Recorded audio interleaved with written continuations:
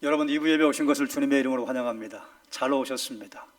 날씨가 또다시 여름이 됐어요. 그런데 이렇게 계속 갈지 아니면 또다시 갑자기 안으로 넣어놨던 두꺼운 옷을 꺼내 입어야 할지는 모르겠으나 어쨌든 오늘 초여름 날씨가 다가온다고 하니까 맑은 날씨를 주셔서 하나님께 감사하고, 이런 좋은 날씨에 결로산으로 여러분을 유혹하는 손짓이 참 많았을 텐데 그럼에도 불구하고 예배를 사모해 오신 여러분 잘 오셨습니다. 주의 이름으로 환영합니다. 오늘은 아굴의 기도라 하는 제목으로 말씀을 함께 나누려고 합니다. 원래 우리는 오늘 어린이 주일로 지키려고 했어요. 그런데 어린이날이 다음 주일과 겹쳐서 우리 교회에서는 어린이날이 있는 전 주일, 어버이날이 있는 전 주일을 어린이 주일과 어버이 주일로 지켰는데 올해는 공교롭게도 주일이 어린이날이에요. 그래서 어린이날인데 그날 어버이 주일만 지키는 것은 좀 적당하지 않다 하는 의견들이 들어와서 어린이 주일과 어버이 주일을 다음 주에 같이 지키려고 했습니다. 기념하는 주일이기 때문에.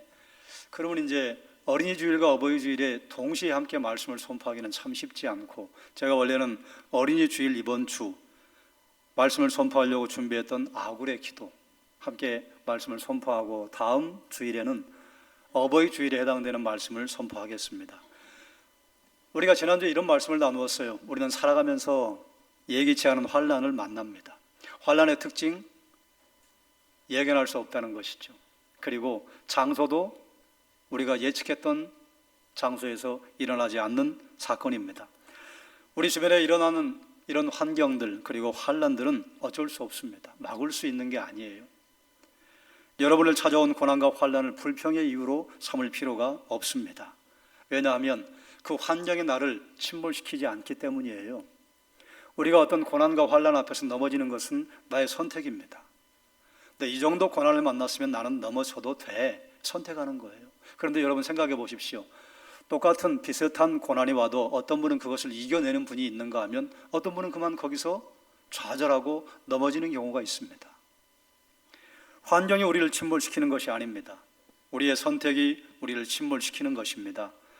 더군다나 성도로서 우리에게 하나님이 주신 특권은 환난을 만났을 때에 하나님의 능력의 손을 구하면 하나님께서 우리의 기도에 응답하시고 하나님께서 길을 열어주신다는 것입니다.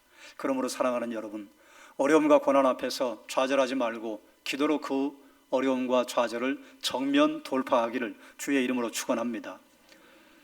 성공하는 사람들의 7가지 습관이라고 하는 책을 쓴 스티븐 코비의 저서에 이런 내용이 있어요. 우리가 이 세상에서 만나는 일들을 4가지 유형으로 구분했습니다. 중요하고 급한 일이 있는가 하면 덜 중요하고 급한 일이 있고, 중요하지만 덜 급한 일이 있고, 또 덜 중요하고 덜 급한 일을 만난다, 이렇게 이야기를 했어요. 우리가 가장 먼저 해야 할 일은 중요하고 급한 일을 처리해야 합니다. 그리고 가장 나중에 처리해야 할 일은 덜 중요하고 덜 급한 일이죠. 그런데 책의 제목이 성공하는 사람들의 7가지 습관이다 보니까 보통 사람들이 다 성공을 소망하는데 성공하지 못하는 이유가 무엇인가를 스티븐 코비는 일이라고 하는 주제를 가지고 점검을 했어요. 진단을 할 수 있게 했어요. 보통 사람들이 성공하지 못하는 이유는 덜 중요하고 급한 일부터 처리하다 보니까 꽤 중요하고 덜 급한 일을 나중으로 미루고, 그러다 보면 덜 중요하고 급한 일만 처리하면 중요하고 덜 급한 일이 나중에는 덜 중요한데 급한 일로 올라온다는 거예요. 그래서 늘 덜 중요하지만 급한 일을 처리하면서 허덕이다 보니 그의 인생에 중요한 일을 준비하지 못하는 것 때문이다. 그래서 악순환의 고리에서 벗어나지 못한다 진단을 했습니다. 타당성이 있지요? 저는 이 글을 읽다가 기도에 이것을 적용할 수 있겠다 하는 생각이 들었어요. 기도의 유형을 4가지로 구분할 수 있습니다. 우리가 하는 기도가 중요하고 급한 기도가 있고, 또 어떤 것은 덜 중요하고 급한 기도가 있고, 또 어떤 것은 덜 중요하지만 중요하지만 덜 급한 기도가 있고, 별로 중요하지도 않고 별로 급하지도 않은 기도가 있습니다. 그런데 대개 우리가 기도를 처음 하고 익숙하지 않은 분들은 급한 기도에 쫓기다가 중요한 기도를 놓칠 때가 종종 있습니다. 우리 삶에서 물질이나 건강이나 급한 소원이나 또 다양한 기도의 제목들, 우리가 빨리 응답받아야 할 기도가 많이 있습니다. 그런데 우리의 기도를 그런 것들만 채우면 곤란합니다. 덜 급하지만 중요한 기도가 계속해서 쌓이면 우리가 급한 일이 되었을 때, 급한 일을 직면했을 때 그 일에 눌리지 않을 수 있습니다. 그렇게 하려면 기도가 습관이 되어야 합니다. 기도가 습관이 되지 않으면 늘 기도하는데 쫓겨요. 시간에 쫓겨요. 시간에 쫓기다 보면 하나님, 제가 오늘 몹시 바쁩니다. 그래서 기도를 내일 하겠습니다. 그리고 내일이 다가오면 또 내일 하겠습니다. 시간에 쫓기는 기도를 하다 보면 일에 쫓기게 되고, 그러다 보면 기도의 시간을 양보하게 됩니다. 하지만 여러분, 성도라면 기도는 시간을 내서라도 해야 하는 것입니다. 왜 그런가? 기도가 하나님의 일이기 때문에 그렇습니다. 기도는 사람이 하지만 응답은 하나님께로부터 오기 때문입니다. 우리가 기도할 마음을 가졌다, 기도할 마음을 하나님이 주셨다고 하는 것은 우리의 기도의 제목에 하나님께서 응답하시고 응답을 준비해 주신 다음에 우리에게 기도할 마음을 주신 것이에요. 그래서 우리의 기도에 하나님께서 동역으로 인정해 주시고 기도에 응답하시기 위해서 기도할 마음을 주시는 것입니다. 그러므로 하나님께서 여러분에게 기도할 마음을 주셨다면 시간을 내서, 시간을 쪼개서 하나님 앞에 덜 급하지만 중요한 기도들, 물론 급하고 중요한 기도도 해야죠. 그런 기도의 습관이 여러분의 것이 되셔서 넉넉한 기도, 여유 있는 기도를 하시기를 주님의 이름으로 축원합니다.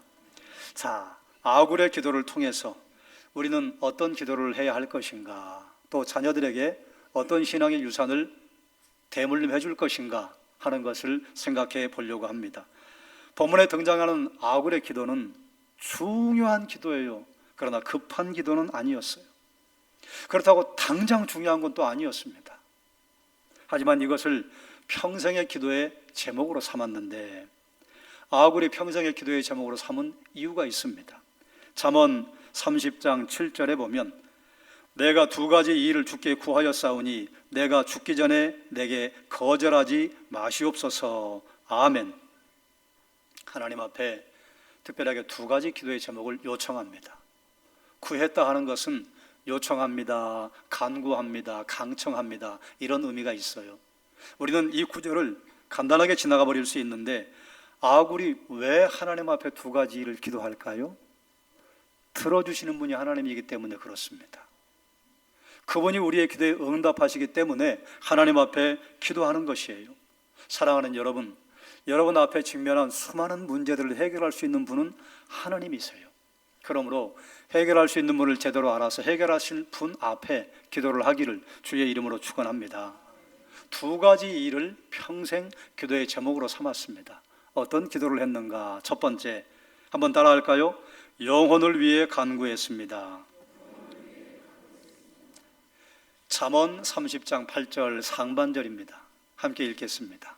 곧 헛된 것과 거짓말을 내게서 멀리 하옵시며. 아멘. 헛된 것과 거짓말을 내게서 멀리하게 해달라 기도했어요. 헛된 것의 사전적인 의미가 이렇습니다. 모든 거짓된 모습이나 거짓된 행복의 모습이나 헛된 기대를 의미한다. 또 거짓말에 관한 사전적인 의미는 이래요. 모든 속임수나 거칠애나 지키지 못할 약속을 의미한다. 자, 그러면 우리가 헛된 것과 거짓말의 의미를 알았는데, 헛된 것과 거짓말의 기준이 뭘까요? 무엇을 헛되다고 하고 무엇을 거짓말이라고 할까요? 이 기준이 각자 사람마다 다르면 사람마다 헛된 것과 거짓의 기준이 다르기 때문에 나는 헛되다고 하는데 상대방은 그건 헛된 게 아니야 라고 이야기해요. 나는 그건 거짓이라고 이야기하는데 상대는 그건 진리야라고 이야기해요. 그게 흔들리지 않는 기준이 있어야 되는데 흔들리지 않는 기준이 무엇인가? 아굴은 하나님 앞에 평생에 두 가지의 기도의 제목을 가지고 간구하면서 우리가 읽지 않았던 6절에서 그가 헛된 것과 거짓말의 기준을 무엇으로 삼고 있는지 알려주고 있습니다. 잠언 30장 6절 함께 읽겠습니다. 너는 그의 말씀에 더하지 말라. 그가 너를 책망하시겠고 너는 거짓말하는 자가 될까 두려우니라. 아멘. 거짓말하는 자가 될까 두려우니라. 그런데 이 거짓말하는 자가 될까 두려우니라와 동일한 의미로 무엇을 언급을 했는가? 그의 말씀에 더하지 말라. 아하, 하나님의 말씀에 무엇인가 더하는 것을 거짓말이라고 알려주는 것입니다. 그럼 이걸 우리가 뒤집어 설명할 수 있어요. 하나님 말씀에서 무엇을 뺀 다음에 그것을 진리라고 말하는 것, 그것 거짓말이라. 그러므로 이 말씀에 의거해서 헛된 것과 거짓말을 분류를 한다면 이렇게 말할 수 있을 거예요. 헛된 것은 하나님의 말씀에 근거하지 않은 행복과 기대감을 의미한다. 거짓말은 하나님의 말씀과 상반된 약속과 원리들을 의미한다. 헛된 것의 기준도 하나님의 말씀, 거짓말의 기준도 하나님의 말씀. 그러므로 세상이 아무리 바뀌어도 헛된 것과 거짓말의 기준은 동일한 것입니다. 어떤 분은 이렇게 생각할 수 있어요. 아이고 3500년 전의 말씀인데 2000년 전의 말씀인데 오늘날 이렇게 복잡 다단한 시대 그리고 과학의 시대, 테크노피아의 시대를 살고 있는데 하나님 말씀이 지금 이 시대의 기준이 된다는 말씀입니까? 여러분, 내 부모를 공경하라. 폐기해도 되나요? 거짓말하지 말라. 도적질하지 말라. 내 이웃의 것을 탐하지 말라. 폐기해야 되는 것입니까? 아니에요. 성경은 어느 시대를 막론하고 모든 사람들이 지키면 행복을 얻는 기준을 우리에게 선포하고 있습니다. 구약 성경에서 왕들을 평가하는 하나님의 기준은 정직함이었습니다. 그런데 정직함의 기준이 또 있어요. 하나님이 보시기에 정직했는가? 하나님이 보시기에 정직하지 않았는가? 이것이 왕의 정직함을 판단하는 기준이었습니다. 세상은 전쟁에 이겼는가? 성을 점령했는가?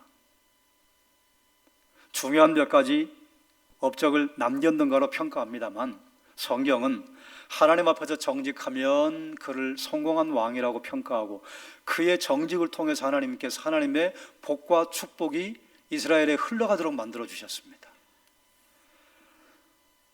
하나님 앞에서 정직하지 못하면 업적이 많고 그리고 전쟁에 이기고 그리고 국가를 튼튼하게 세웠어도 악한 왕, 실패한 왕이라고 평가하고 결국은 그 왕을 통해서 이스라엘이 어려움을 만나는 역사의 사건을 우리가 많이 볼 수 있습니다. 사랑하는 여러분, 그러면 이 말씀을 단도직입적으로 우리에게 적용을 한다면 여러분은 어떻습니까? 여러분의 정직함은 하나님 앞에 선 것입니까? 아니면 다른 존재 앞에 선 것입니까? 여러분 하나님 앞에 정직하게 살아가십니까? 여러분 하나님 앞에 정직하지 못한 일을 슬그머니 한눈 질끈 감고 그대로 지나가십니까? 정직이라고 하는 것은 우리가 유산으로 자녀들에게 종이 한 장에 써서 대물림 되는 것이 아닙니다.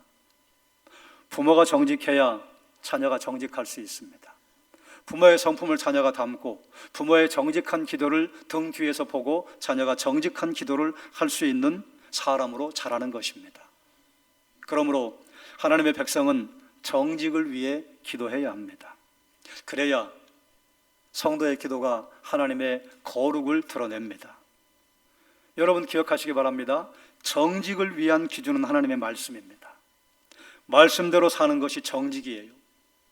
하나님의 말씀을 기준으로 삼고 하나님의 말씀에서 벗어나지 않고 말씀을 따르기 위한 기도, 이것이 바로 급하지는 않지만 대단히 중요한 기도입니다. 말씀을 따르는 기도, 말씀 안에서 구하는 기도가 여러분의 기도의 습관이 되기를 주님의 이름으로 축원합니다. 그럼 왜 이 기도가 필요한가? 이미 아굴의 기도의 내용과 선포를 통해서 우리가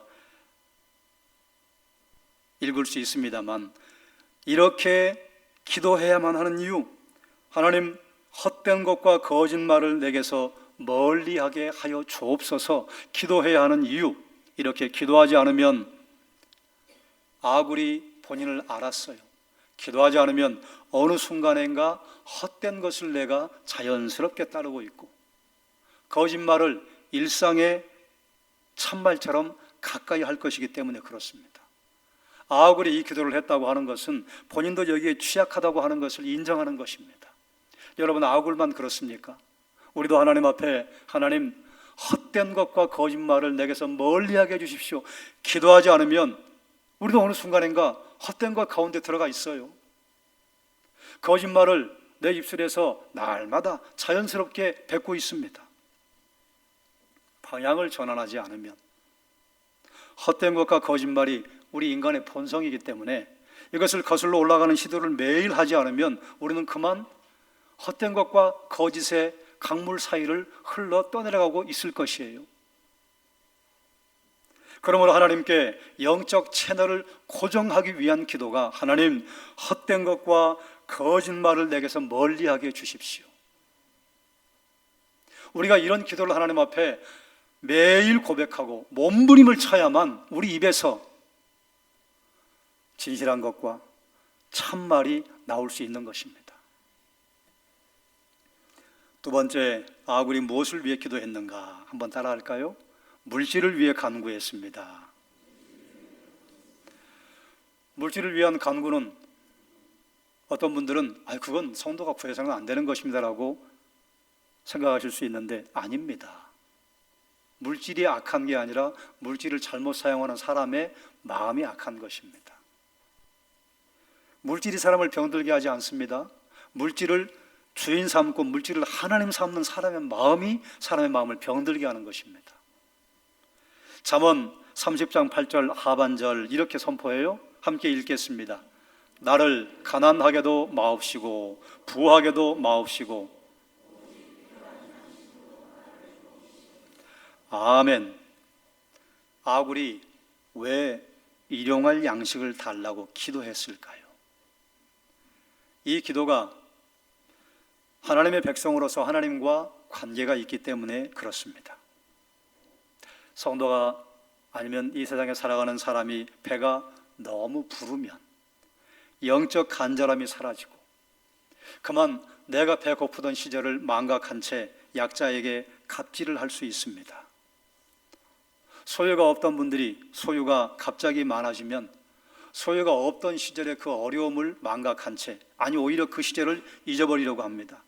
그리고 교만해지기도 합니다. 그래서 아굴은 그걸 알기 때문에, 그것을 보았기 때문에 하나님 너무 부하게 하지 마옵소서. 부유함과 물질을 하나님으로 삼는 변질된 인생이 될까 두려워했던 것입니다. 하나님께서 주신 재물을 신으로 삼지 않고 오직 하나님만 경배하는 믿음을 위해 기도한 것입니다. 대단히 원색적으로 표현하잖아요. 하나님, 제가 배불러서 우리를 만드신 하나님을 모른다 할까 제가 두렵습니다. 어떻게 이런 일이 가능할까요? 그런데 물질을 신으로 삼으면 이런 일이 가능하기 때문에 이런 기도를 한 것입니다. 아굴은 가난한 것도 경계했습니다. 여러분, 가난하면 남을 도울 기회가 없어요. 좋은 일을 하고 싶어도 주머니 사정이 내가 지금 당장 급하기 때문에 그 일을 할 수가 없고, 하나님 앞에 감사의 예물을 드리고 싶어도 마음만 있을 뿐입니다. 가난하면 물질에 연연하게 됩니다. 가난한 사람이 당연히 물질에 최고의 관심을 두지요. 여유가 없어지고 그리고 초라해집니다. 그러다 보면 그리스도인으로서 당당함을 잃어버리는 경우가 발생합니다. 또 여기에 대해서 아굴은 이렇게 단도직입적으로 표현을 했어요. 하나님, 제가 만약에 너무 가난하면 도둑질할까 두렵습니다. 또 하나님의 이름을 욕되게 할까 두렵습니다. 그래서 아굴은 가난하게도 마옵시고 부하게도 하지 않게 해주시길 하나님께 기도했습니다. 사랑하는 여러분, 그러면 이처럼 아굴의 기도는 재정의 다소, 재정의 유무에만 고리를 걸어야 하는 기도인가? 아니에요. 아굴의 기도가 우리의 기도가 되려면 우리가 먼저 준비해야 할 게 있습니다. 한번 따라하죠. 자족. 또 따라하죠. 자족하는 마음.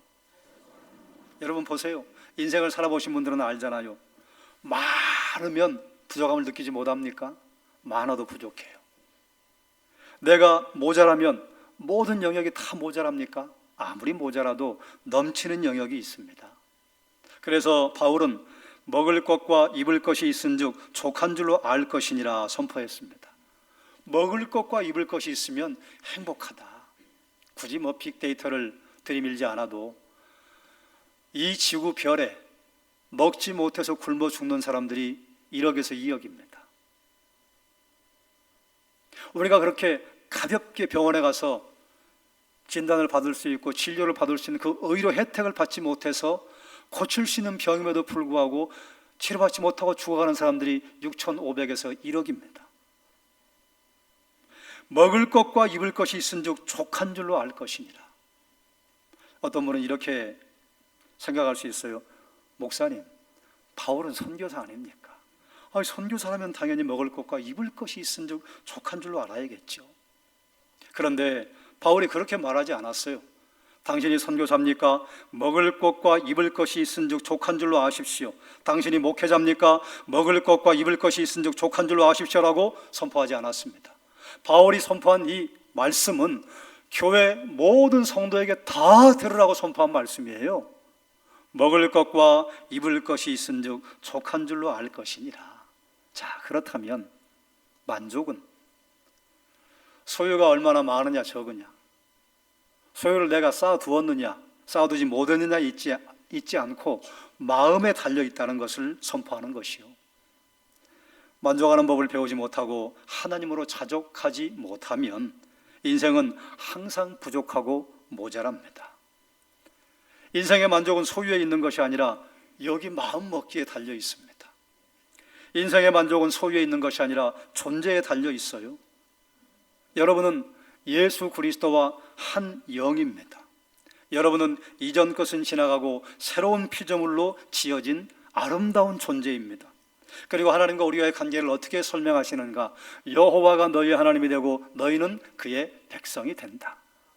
하나님이 되시고 백성이 된다고 하는 것은 왕과 신하 간에 서로 계약을 맺는 종주와 봉신 간의 계약에서 이 모습이 드러나요. 신하는 왕에게 충성을 드리고, 그러면 왕은 신하가 어려움을 만났을 때에 그 신하의 국가에 가서 도움을 주는 것이 주인되고 백성된 관계입니다. 그렇다면 하나님 우리의 주인이시고 우리가 그의 백성이라고 한다면 이걸 이렇게 풀어 설명할 수 있는 것이에요. 그분은 우리가 고난과 어려움에 직면하면 우리를 보호하십니다. 우리를 인도하십니다. 우리의 부족을 채워주십니다. 그러므로 우리는 예수 그리스도로 말미암아 이미 넉넉한 삶을 살며 풍성한 삶을 살 수 있는 조건이 주어진 자들입니다. 그걸 알고 하나님께서 내게 먹을 것과 입을 것을 주신 즉 족한 줄로 알 것이니라. 그러면 여러분 놀랍게도 늘 넉넉한 인생을 사는 사람에게는 늘 넉넉한 일이 벌어집니다. 늘 모자라고 부족한 인생을 살고 모자라고 부족한 말을 하는 사람에게는 모자라고 부족한 일들이 생기기 시작합니다. 사랑하는 여러분, 중요한 것과 급한 것을 구분해서 기도의 우선순위를 정하는 것 대단히 중요합니다. 급하게 기도해야 할 때가 있어요. 또 중요한 기도가 있습니다. 이것을 위해서 말씀이 기준이 되어야 합니다. 자, 여러분의 기도가 어떤지 제가 진단할 수 있도록 좀 도와드리죠. 늘 급한 기도만 하는 분이 있습니다. 늘 급한 기도만 하는 분은 늘 쫓겨요. 왜요? 기도가 급하면 시간도 부족합니다. 그리고 또 밀려오는 급한 기도에 늘 급한 일 처리를 하느라고 항상 종전걸음으로 다닙니다. 그런데 중요하지만 덜 급한 일을 평소에 기도에 놓으신 분들은 기도가 여유가 있습니다. 기도에 쫓기지 않아요. 중요하지만 덜 급한 일을 기도할 줄 아는 분들은 어떤 일에 직면했을 때에 그 일에 흔들리지 않습니다. 그 일에 생각이 멈춰버리지 않아요. 하나님께서 그 일을 준비할 수 있도록 하나님께서 인도하실 것을 믿기 때문에 마음에 넉넉한 담대함이 있고, 그리고 그동안 하나님께서 평소에 중요하지만 덜 급한 일을 위해서 기도를 쌓아놓게 하셨기 때문에 그 기도에 하나님께서 응답하시는 것을 그 일이 급한 일이 되었을 때 경험하게 하시는 것입니다. 여러분 보세요. 여러분의 기도는 항상 절박한 기도만 기도의 제목으로 삼습니까? 여러분의 기도는 기도하면서 기도에 딱 무릎을 꿇으면서 하나님 너무 급해요, 내가 시간이 없어요, 그러니 제가 간단명료하게 기도를 마치고 가겠습니다. 그래서 그런 분들의 기도는 기승전이 없어요. 결말이 있어요. 그래서 하나님에게, 하나님 청구서 A, B, C, D 보셨죠? 결제하셔야 돼요. 내일 또 뵙겠습니다. 일어나기 바빠요. 사람의 관계도 평소에 연락도 전혀 없다가 갑자기 자녀 결혼식을 한다고 청첩을 보내는 친구들이 있어요. 아, 친구가 나를 정말로 생각해 줬구나, 이런 생각이 듭니까? 야, 얘는 좀 뻔스럽다, 이런 생각이 드십니까? 우리가 하나님 앞에 절박한 기도를 가지고 왔다고 해서 하나님이 응답하지 않으시는 것은 아닙니다. 그러나 우리가 하나님 앞에 중요하지만 덜 급한 기도를 가지고 기도를 하면 누구에게 유익이 있느냐? 우리에게 유익이 있어요. 제가 이런 말씀을 드릴 때 향수가게 이야기를 여러분에게 하잖아요. 어떤 분이 향수가게 향수를 구경하러 들어갔다 왔어요. 보안이 너무 비싸서 그냥 나왔어요. 들르기만 했는데도 그 몸에 향수가 배어 있습니다. 고기 굽는 집에 가서 고기를 드시고 오시면 내가 굽지 않았어요, 종업원이 와서 구워줬어요. 그런데도 식당을 나오면 사람들이 내가 무슨 고기 먹었는지 알잖아요. 우리가 하나님 앞에 자꾸 교제의 시간을 나누는 것이 기도입니다. 기도는 우리의 청구서를 하나님께 올려드리는 시간 맞아요. 그런데 그보다 더 중요한 시간이 있어요. 하나님과 투명한 대화의 시간입니다. 대화의 시간, 하나님과 함께 앉아있다 보면 하나님의 영광과 하나님의 거룩함과 하나님의 능력이 우리의 얼굴과 일상을 통해 드러납니다. 누구에게 좋아요? 말씀을 아는 만큼 기도할 것이고 기도한 만큼 살게 됩니다. 그러므로 하나님께서 여러분에게 헛된 것과 거짓을 멀리하게 하시고 여러분을 가난하게도, 죄송해요, 너무 부하게도 마시기를 주님의 이름으로 축원합니다.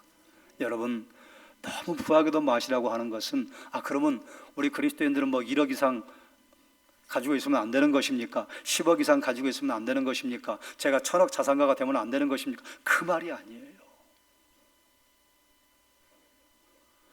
1억을 가지고 있어도 그 돈을 신으로 삼고 전전긍긍 그 신에게 끌려다니는 사람이 있습니다. 1000억을 가졌는데도 그것을 신으로 삼지 않고 하나님의 영광과 사람의 유익을 위해 쓰는 사람이 있습니다. 재정의 다소를 말하는 게 아니에요. 무엇을 신으로 삼는가? 사랑하는 여러분, 먼저 여러분이 기도의 삶을 살고 여러분의 자녀들이 부모님의 기도의 그 등 뒤를 보고 부모님의 기도를 배워서 기도가 대물림되어서 여러분의 자녀 세대, 다음 세대가 기도의 세대, 영적 세대가 되게 해주시기를 주의 이름으로 축원합니다. 기도하겠습니다. 하나님, 하나님의 말씀은 다 순전하며 하나님은 그를 의지하는 자의 방패시니라.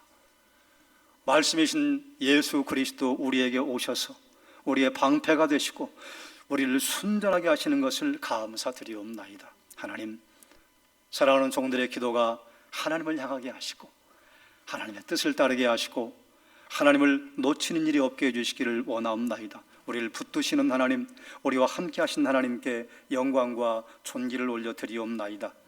예수님의 이름으로 기도드리옵나이다. 아멘.